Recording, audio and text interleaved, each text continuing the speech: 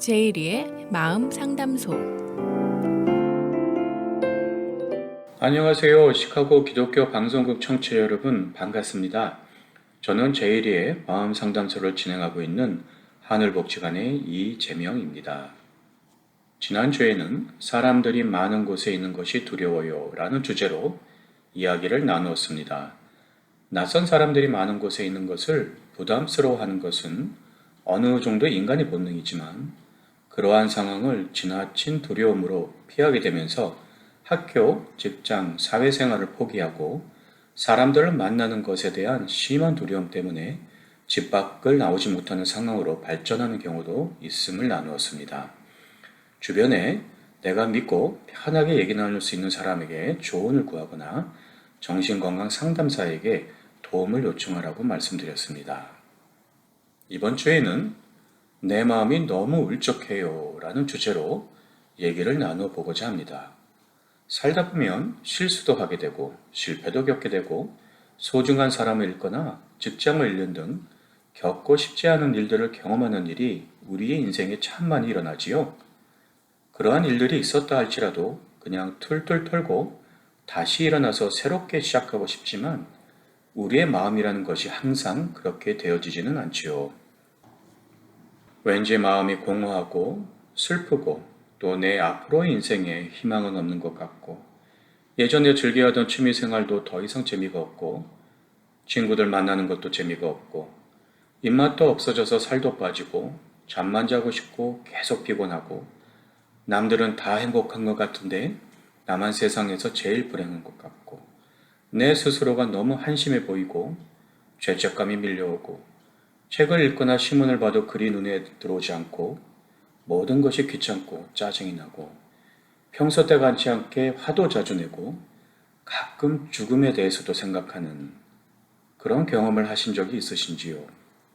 위의 내용들은 우울증이라는 질환의 증세들 중에 대표적인 것들입니다. 우리가 살면서 슬프다 또는 왠지 마음과 몸이 축 처진다라는 것들은 자주 경험하게 되지만 위의 증세들 중에 몇 가지가 반복, 지속으로 나타난다면 혹시 내가 우울증을 앓고 있지는 않을까 하고 의심을 해봐야 합니다. 우울증은 생각보다 많은 사람들이 경험하는 질환인데요.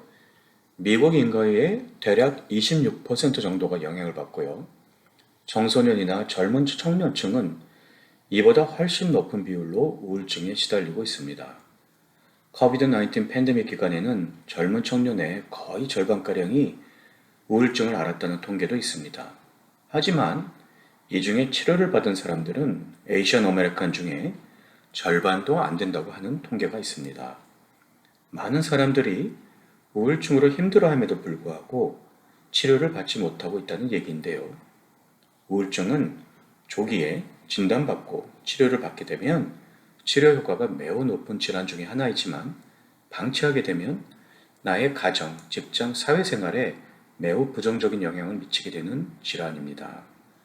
직장과 학교를 그만두게 되거나 술이나 마약 등에 의존하게 되거나 심한 경우 생을 스스로 마감하게 되는 일도 발생할 수 있습니다. 부모가 만성 우울증 증세를 가지고 있는 경우에는 아이들의 정신적, 신체적 건강에 부정적인 영향을 미치고 아이들의 감정 조절 능력과 학업 성적에도 부정적으로 영향을 미칠 수가 있습니다. 한국의 한 여자 연예인이 자살로 생을 마감하고 그녀의 남동생과 전 남편까지 세상을 떠난 이야기는 우리가 잘 아는 내용이지요. 제가 아는 어떤 지인은 부모님 중에 한 분이 오랜 기간 우울증으로 고생을 하시다가 몇 번의 자살 시도 끝에 결국 세상을 달리하시고 그 자녀들은 정신적 트라우마로 삶을 힘들게 살고 있기도 합니다. 제가 아는 어떤 유학생은 너무나 힘든 유학생활 중에 우울증으로 고생을 하다가 자살을 시도했고 하지만 다행히 치료를 받고 또한 훌륭하신 크리스천 멘토를 만나 그의 도움으로 점차 우울증 증세에서 회복되고 지금은 그가 겪었던 어려움과 문제가 발판이 되어 주변의 사람들에게 긍정적 도움을 주는 훌륭한 사람이 된 경우도 있습니다. 여호수아 1장 9절에는 내가 네게 명령한 것이 아니냐? 강하고 담대하라. 두려워하지 말며 놀라지 말라. 네가 어디로 가든지 네 하나님 여호와가 너와 함께 하느니라 하시니라는 말씀이 있습니다. 그리고 시편 37편 23절 24절에는 여호와께서 사람이 걸음을 정하시고 그의 길을 기뻐하시나니 그는 넘어지나 아주 엎드러지지 아니함은 여호와께서 그의 손으로 붙드심이로다 라는 말씀이 있습니다. 우리의 인생에 고난과 어려움, 또 그로 인한 좌절과 마음의 고통이 없을 수 없습니다. 성경에 나온 거의 대부분의 인물들이 그들의 인생 속에서 어려움을 겪지 않은 경우가 없습니다. 요셉은 심지어 누명을 쓰고 감옥에 가기까지 했죠. 하지만 어떤 순간에도 하나님이 그들의 곁을 떠난 적은 없었습니다. 나의 지금의 삶이 최악인 것 같고 누구도 나를 도와줄 수 없고 내가 아무것도 가진 것이 없는 것 같지만 나에게는 어마어마한 영적 배경이 있다는 사실을 상기해 보세요.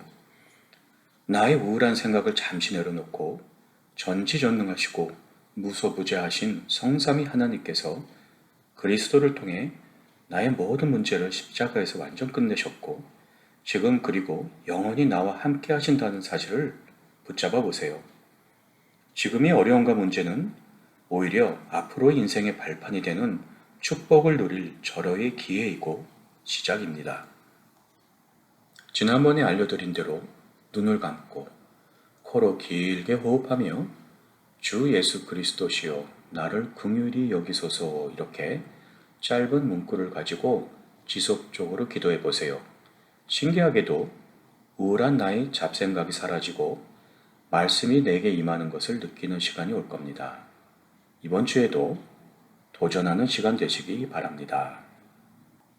오늘도 저와 함께 해주신 청취자 여러분께 진심으로 감사드립니다.